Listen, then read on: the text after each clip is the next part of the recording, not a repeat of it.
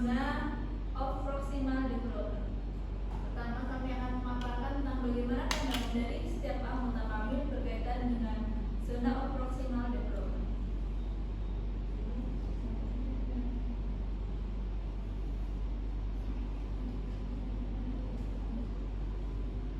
Jadi ada 4 pertanyaan yang kami bahas, yaitu yang pertama, apa pandangan masing-masing anggota kelompok tentang pembelajaran pada zone of proximal development yang mempengaruhi proses pendidikan serta pembelajaran.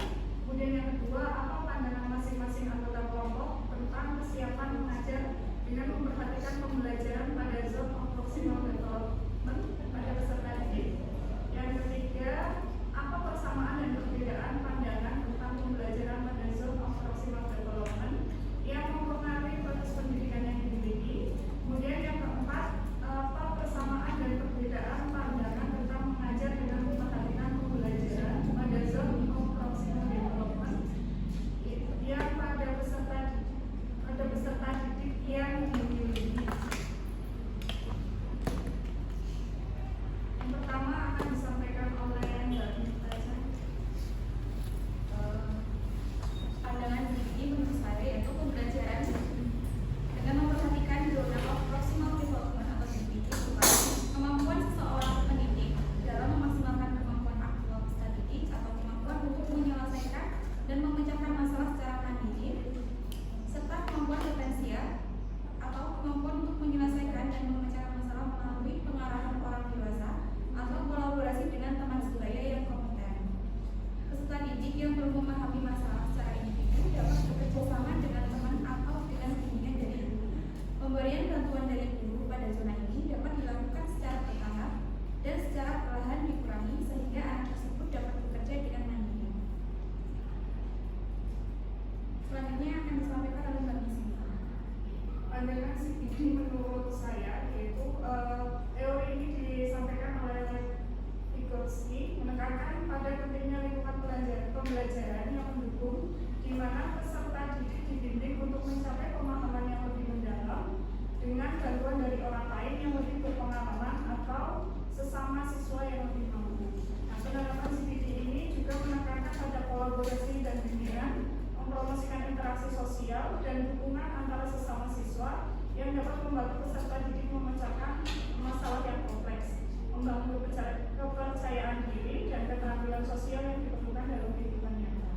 Nah, dengan memanfaatkan CPD ini, pendidik dapat merancang pengalaman pembelajaran yang tepat, yang memberi tantangan kepada peserta didik sedikit di luar kemampuan mereka, tetapi masih dapat dicapai dengan bantuan.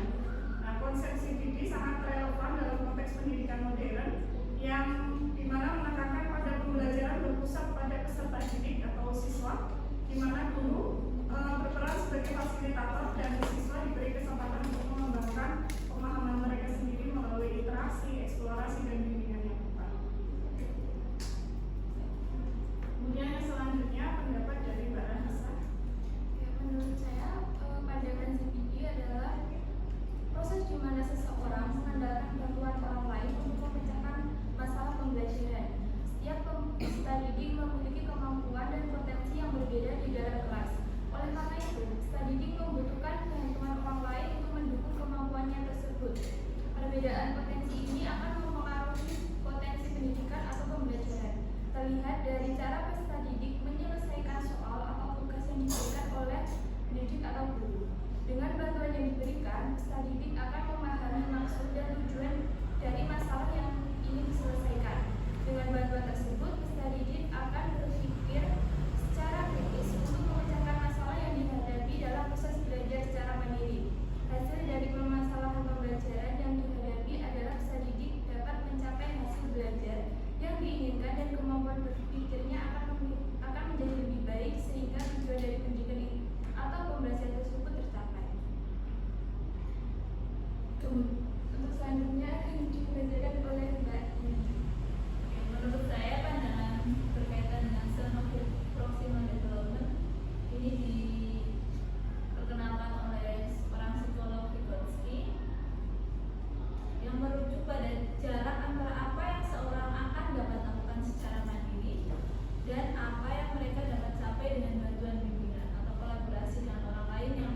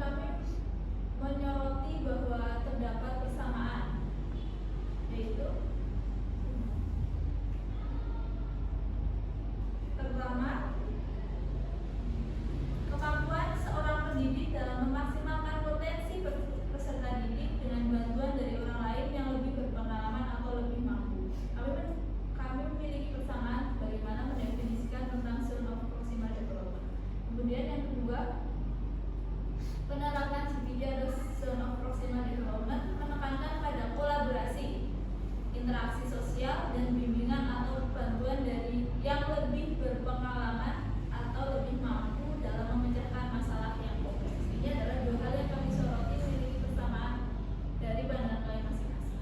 Selanjutnya berkaitan dengan perbedaan. Ya, ada beberapa perbedaan mengenai pendapat tentang zone of proximal development. Yang pertama itu perbedaannya adalah salah satu guru itu memberikan bantuan berupa bimbingan, pertanyaan, pematik atau lainnya sehingga kemampuan anak terangsang dan aktif pada CPD atau zone proximal development. Maaf ini salah, CDD, CPD ya. Kemudian yang kedua ada perbedaan lagi yang kedua ada pada proses pembelajaran. Guru jangan terlalu sering memberikan penugasan individu, tetapi diselingi dengan kegiatan yang bersifat kelompok atau berkelompok. Nah itu adalah perbedaan yang dapat kami simpulkan dari beberapa pendapat kami mengenai zone of proximal development. Kemudian yang selanjutnya akan disampaikan oleh Mbak Anissa tentang kesiapan mengajar dengan zone of proximal development.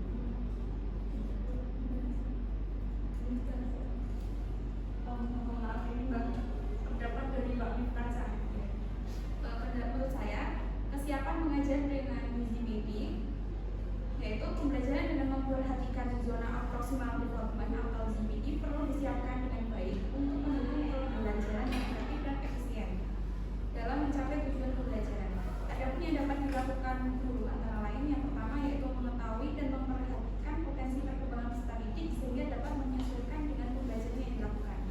Yang kedua, pendidik dapat mengetahui proses berpikir peserta didik sehingga dapat mengetahui kesalahan yang dilakukan oleh peserta didik. Yang ketiga, pendidik dapat memberikan bantuan secara bertahap dan dikurangi secara perlahan hingga mencapai zona of proximal development. Yang keempat, penerapan pembelajaran dengan zona of proximal development akan terlihat hasilnya pada peserta didik, yaitu ketika kemampuan yang dimiliki akan meningkat lebih baik setelah diberikan bantuan atau pendampingan secara bertahap. Selanjutnya akan disampaikan oleh pendapat Mbak Sinta. Menurut saya, kesiapan mengajar dengan memperhatikan konsep zona perkembangan proksimal atau zone of proximal development ini sangat penting dalam proses pendidikan. Nah, adapun kesiapan mengajar itu dengan memperhatikan ZPD diantaranya itu satu, pemahaman yang mendalam tentang kemampuan dan kebutuhan individu peserta didik untuk dapat mencapai potensi maksimal mereka dengan bimbingan yang tepat. Kemudian yang kedua, kemampuan untuk menyediakan strategi bimbingan dan bantuan yang sesuai yang dirancang untuk memfasilitasi pertumbuhan peserta didik menuju pemahaman yang lebih dalam dan lebih kompleks. Dan yang ketiga, kemampuan untuk menciptakan lingkungan yang mendukung kerjasama antara peserta didik, di mana mereka dapat saling membantu dan belajar satu sama lain, sehingga dapat mengembangkan keterampilan sosial yang penting dalam pembelajaran sekolah. Demikian pendapat saya mengenai kesiapan mengajar yang harus diperhatikan dengan memperhatikan ZPD. Kemudian yang selanjutnya ada pendapat dari Mbak Anissa. Ini menurut saya pandangan ZPD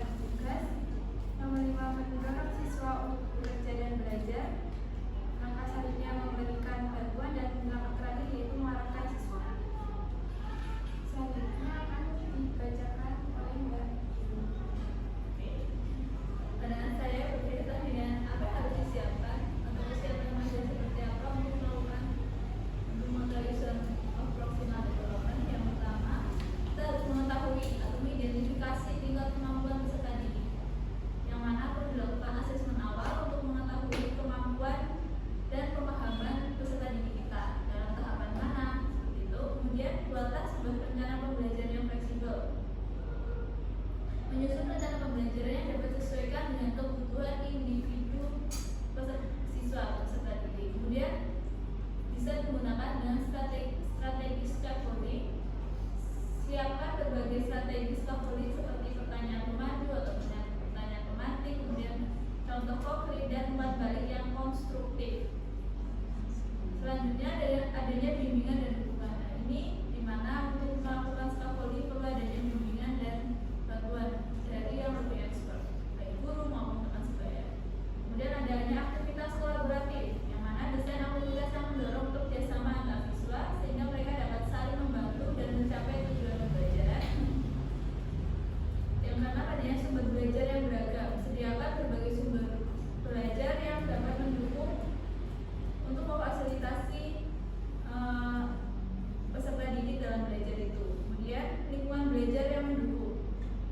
Ciptakan lingkungan kelas yang aman dan mendukung di mana siswa merasa nyaman untuk bereksplorasi dan bertanya. Kemudian yang kedelapan, pemantauan atau evaluasi berkala. Lakukan evaluasi secara berkala. Secara ini untuk menunjang pembelajaran agar pembelajaran dapat dilakukan dan adanya umpan balik yang konstruktif. Kemudian pengembangan diri guru. Nah, perlunya tingkat kompetensi guru itu sendiri. Ini berkaitan dengan profesionalitas. Ya, kita dapat melakukannya mulai pelatihan bagaimana sih mendesain untuk membuat pembelajaran yang memfasilitasi peserta didik untuk zone of proximal development. Development itu dapat terfasilitasi dengan baik. Kemudian libatkan kedua orang tua atau orang tua peserta didik dalam proses pembelajaran agar mereka dapat memberikan dukungan panduan di rumah. Ini kita melibatkan orang tua untuk meningkatkan kualitas pembelajarannya. Selanjutnya berkaitan dengan pandangan kami terkait kesiapan mengajar CPD ini, ada hal-hal yang kami rasa ini punya kesamaan pandangan. Yang pertama yaitu kesiapan kami menyoroti bahwa kesiapan mengajar dengan memperhatikan CPD harus dimiliki oleh pendidik. Kemudian pendidik harus mampu memetakan CPD peserta didik sehingga kegiatan pembelajaran dapat sesuai dengan kemampuan peserta didik dan scaffolding diberikan secara tepat.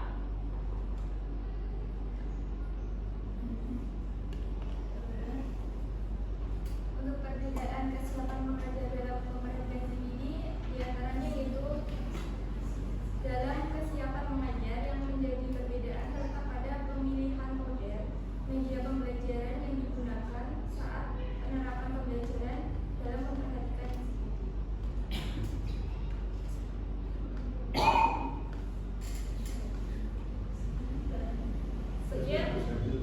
Sekian pemaparan dari kami terkait dengan bagaimana pandangan kami terhadap menyoroti CPD dan kesiapan mengajar, apa yang perlu dilakukan untuk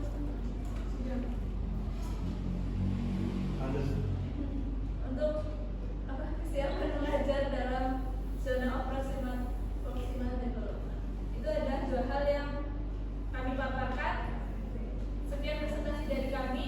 Kami memberikan waktu pada teman-teman, ada yang ingin menambahkan, ada yang ingin bertanya. Kami buka sesi diskusi. Ya, monggo. Yang pasti karena ini posisinya adalah materinya sama dengan sudah dikasih bahan toh? Sudah dikasih clue-nya 4 pertanyaan itu kaitan dengan konsepnya, individu, kaitan kesiapan, termasuk juga berkaitan dengan bersama dan berbeda. Semuanya kan sudah membuat, bahkan masing-masing sudah ada kelompok. Kan tidak mungkin kalau hal ini nanti semuanya akan kita suruh maju. Makanya ini dimaksimalkan. Harus ada kelompok 2, 3, 4 dan 5 itu nanti harus mempunyai tanggapan terhadap apa yang sudah disampaikan.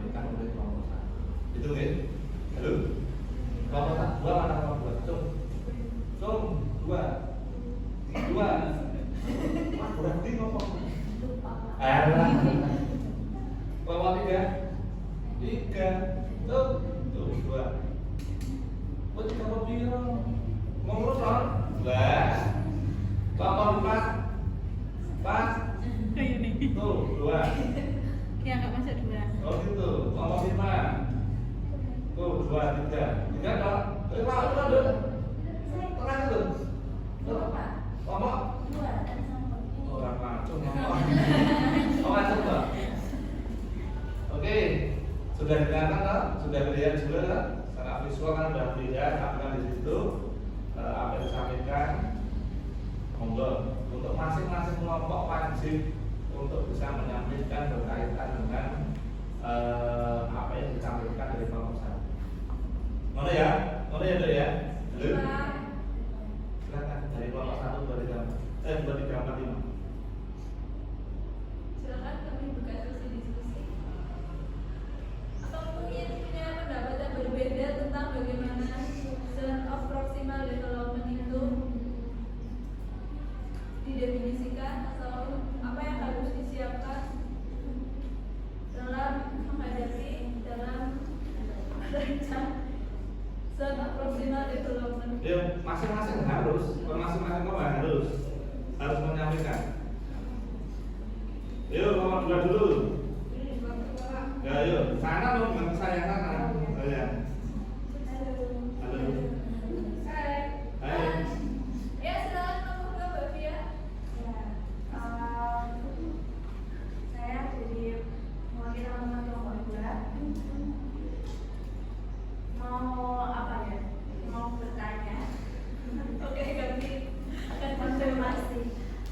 Kemarin waktu PPL 2 sesi 1 di tempat caranya masing-masing, apakah sudah menyelesaikan apa ini baik di ngomong maupun di buku lain? Itu aja. Terima kasih. Terima kasih Mbak Fia atas pertanyaannya. Kelompok 2 yang lainnya ada? Kelompok yang cukup, apa aja loh kan? Kelompok 2 yang mana? Cukup saja.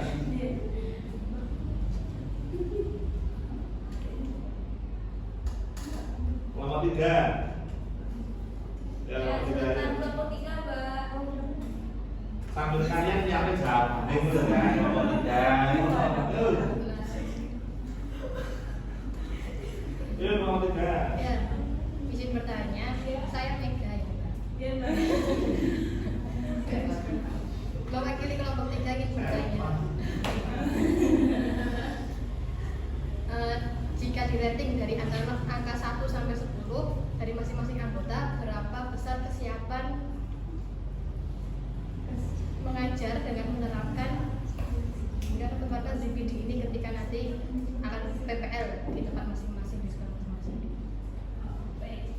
Terima kasih atas pertanyaannya. Dan alasannya lagi. Oh, alasan tambahan. Dan alasannya berapa besar kesiapannya dan alasannya.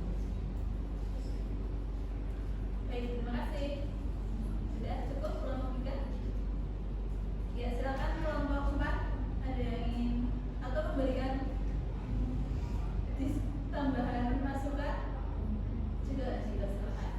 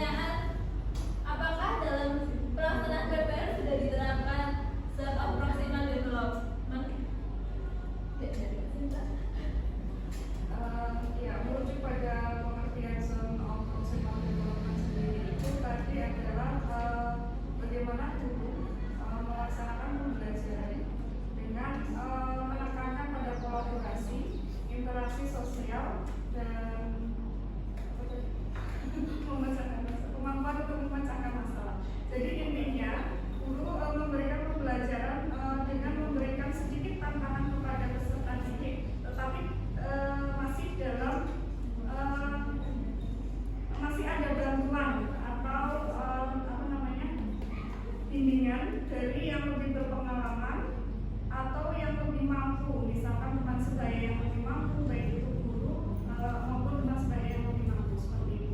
Nah, dalam pelaksanaan PPL kemarin, walaupun meskipun saya akui belum begitu sempurna dalam pelaksanaannya, mungkin masih ada perlu perbaikan, tetapi yang saya rasa saya sudah menerapkannya karena dalam pembelajaran saya menggunakan teknik kolaborasi, diskusi, di mana ada tutor sebaya yang dilakukan di dalam pembelajaran. Jadi bagi siswa yang mungkin belum paham, peserta didik yang belum paham, bisa mendapatkan bimbingan baik itu dari guru atau teman sebaya yang lebih paham.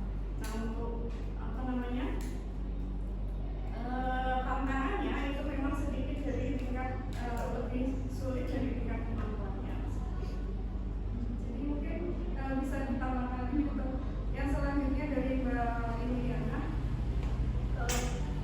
Berdasarkan pengalaman PPL saya, mungkin secara tidak sadar saya telah melakukan zone of proximal development. Tapi karena ini merupakan teori baru yang saya ilmu baru yang saya dapat berkaitan apa sih itu zone proximal development tersendiri, yang saya definisikan adalah jarak antara seorang dapat melakukan secara mandiri dan apa yang mereka dapat capai dengan bantuan bimbingan. Di mana di situ dalam PPL saya pernah melakukan pemberian suatu masalah, di mana masalah itu dibedakan dari peserta didik perguruan tinggi sedang rendah. Nah, di situ ada sebuah bimbingan.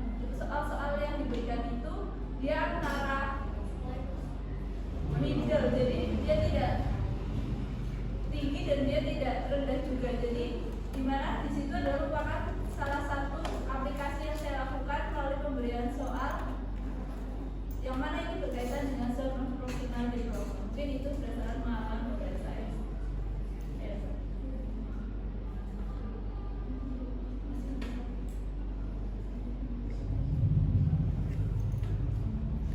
Dari teman-teman, ini adalah contoh dari yang kami lakukan berkaitan dengan apa yang sudah pernah melakukan zone of proximal development atau belum di sekolah. Karena saya baru mengetahui teorinya itu saat ini, jadi mungkin saya pernah melakukan itu, tapi tidak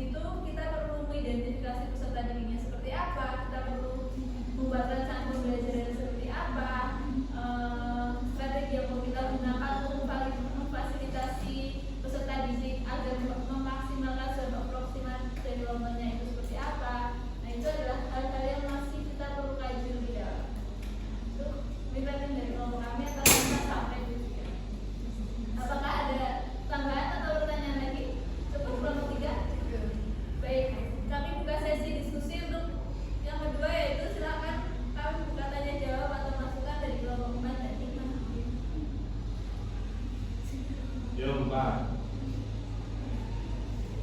Saya mengakhiri dari kelompok 4.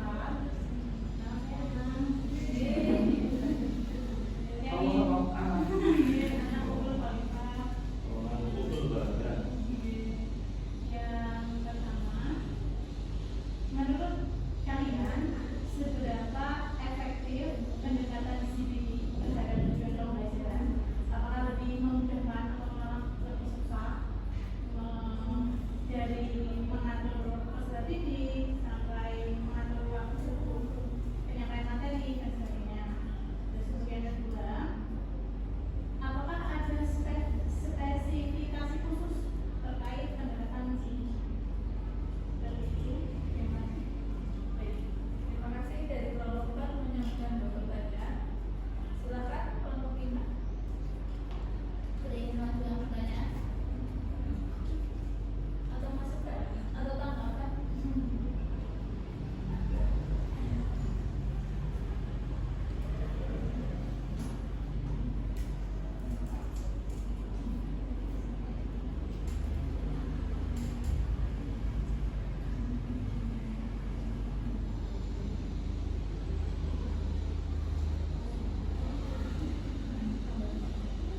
Silakan ada yang mau. Untuk sebelum melaksanakan pembelajaran dengan pendekatan CBD kan guru harus tahu CBD masing-masing siswa. Nah, masing-masing siswa itu kan kemungkinan memiliki CBD yang berbeda-beda. Nah, cara guru mengidentifikasi CBD yang dimiliki siswa itu bagaimana? Cara guru mengidentifikasi secara proximal development peserta didik.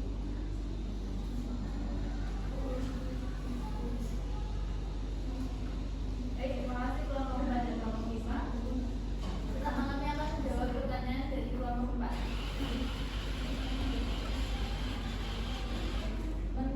Pertanyaannya, menurut kalian seberapa efektif CBD dalam penyampaian pembelajaran? Apakah ada spesifikasi khusus dalam pelaksanaan?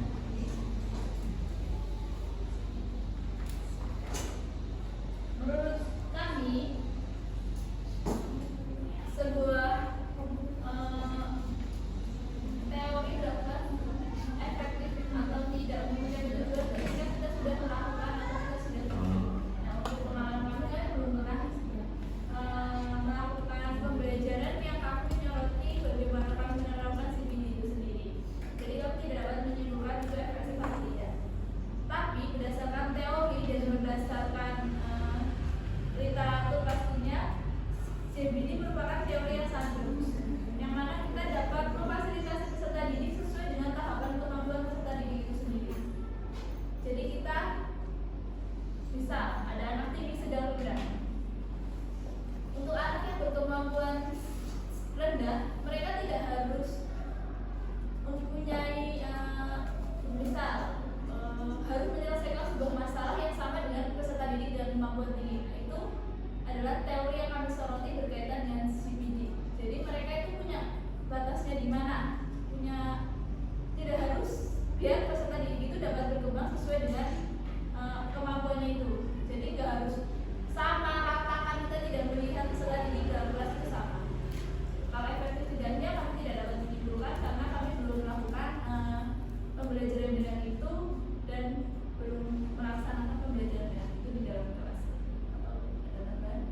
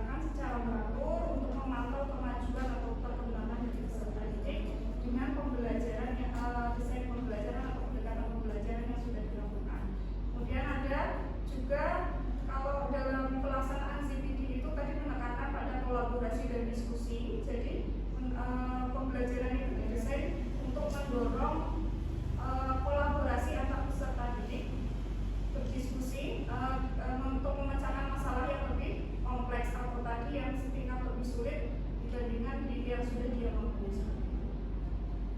Kemudian ada yang mau ditambahkan? Mungkin beberapa spesifikasi khusus dalam pelaksanaan UBD yang kami pahami itu teman-teman mungkin ada yang mau menambahkan? Spesifikasi khususnya pertama kita harus melakukan identifikasi awal peserta didik. Kita harus memplotting, mengetahui memetakan peserta didik. Tinggalnya akan seperti apa? Nanti pendekatan pembelajaran yang disesuaikan ketika kesulitan soalnya atau masalah yang diberikan juga disesuaikan.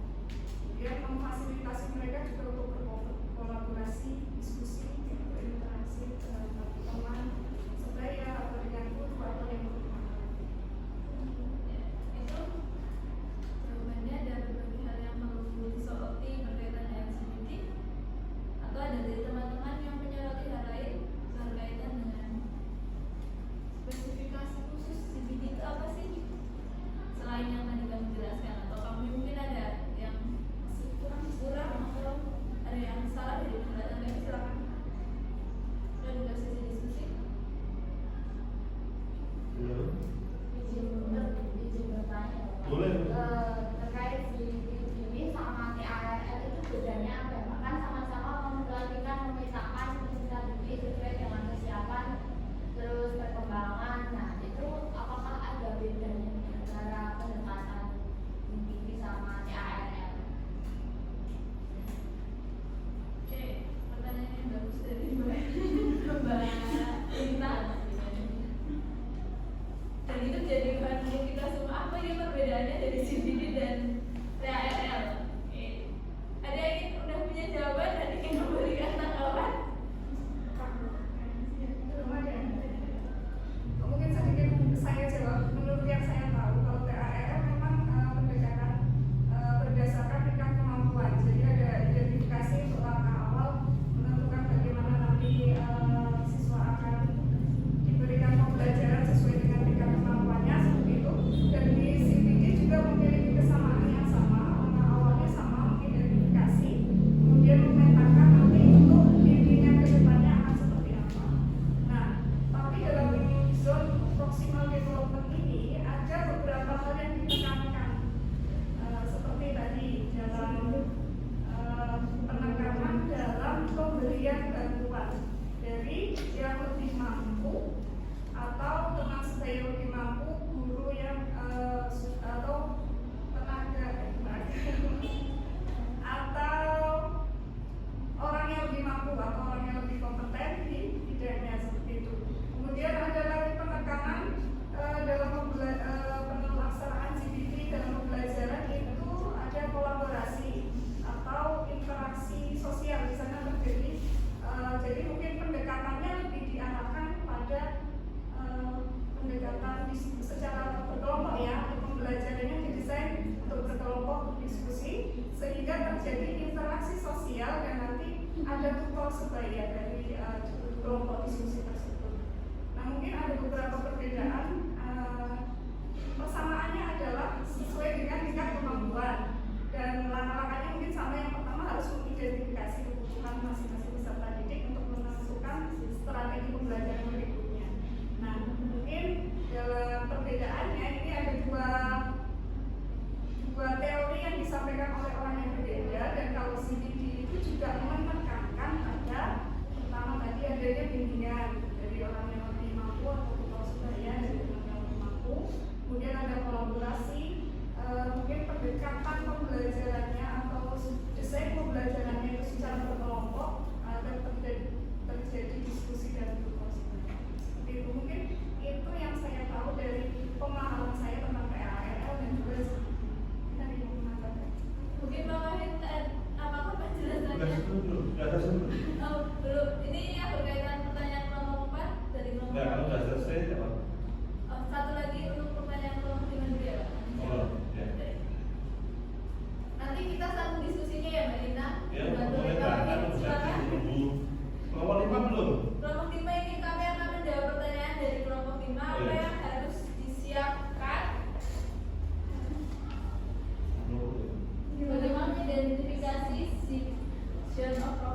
development peserta didik. Pertama, untuk mengetahui zone of proximal development peserta didik itu mungkin menyambung dari pertanyaan kelompok 4, yaitu kita perlu melakukan asesmen awal atau memetakan kemampuan peserta didik itu dalam zona seperti apa. Nah, kita dapat memberikan sebuah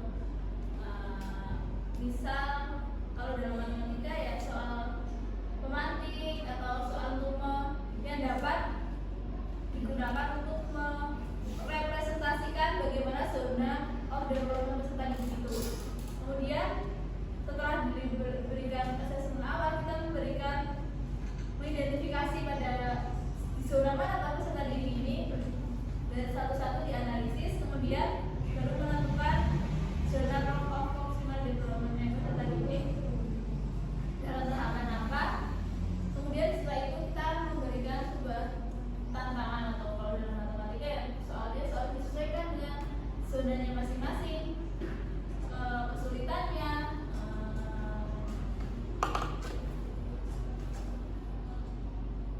ya, dilakukan. Soal-soal itu bisa sebuah dalam soal-soal yang punya tingkatan yang bervariasi sesuai zona proximal development, tapi juga bisa dalam sebuah proyek atau aktivitas yang berbasis masalah. Kemudian dilakukannya monitor atau reevaluasi terhadap perkembangan peserta didik itu. Kemudian terakhir kami yang dilakukan adalah evaluasi. Jadi pertama ada identifikasi masalah, memetakan, mengklasifikasikan peserta didik, menentukan tingkat tantangan atau ya kalau dalam matematika kita biasanya memberikan sebuah masalah matematika, masalah-masalah dalam kehidupan sehari-hari misalnya, kemudian kita melakukan evaluasi atau monitor. Itu adalah hal-hal yang menurut kami bagaimana cara mengidentifikasi CPD peserta didik. Baik, itu jawaban dari kelompok 1. Kami buka sesi diskusi dan Ya, bisa. oke.